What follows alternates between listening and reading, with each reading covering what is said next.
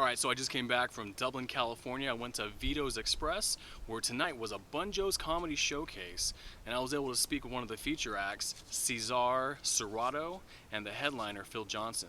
Let's go ahead and take a look.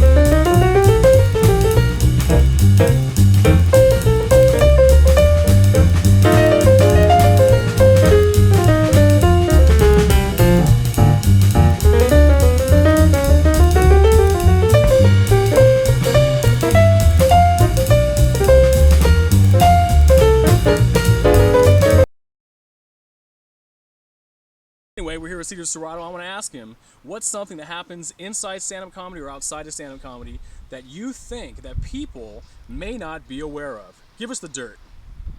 Wow. Uh, People might not be aware of the feelings we get right before we go on stage to a different crowd daily. Maybe people don't understand that every day we had to change our train of thought. One day we got an all white crowd, the next day it's all Latino crowd, and we got to work it out to where both crowds just love us. It's a very delicate process, it takes time to build, but once you perfect it, it's great because you can go to any room, be yourself, and these people will love you.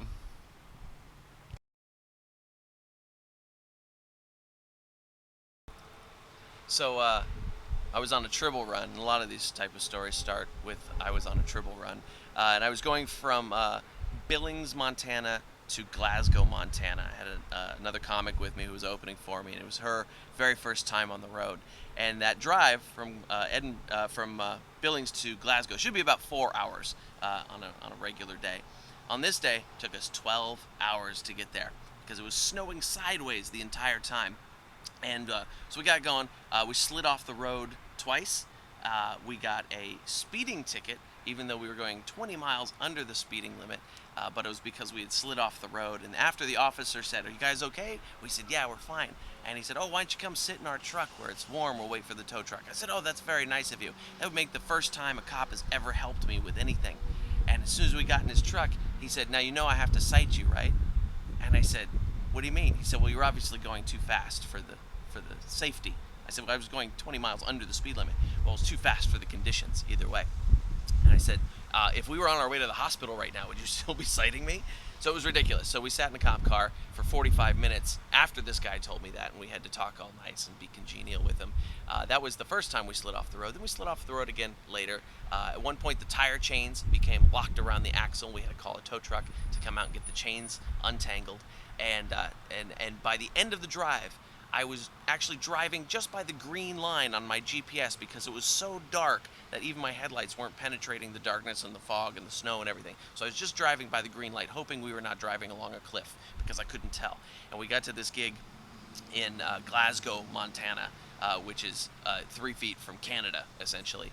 And we walked in, and I said to the feature act, I said, "You go on stage, do your set, I'm going to take a nap."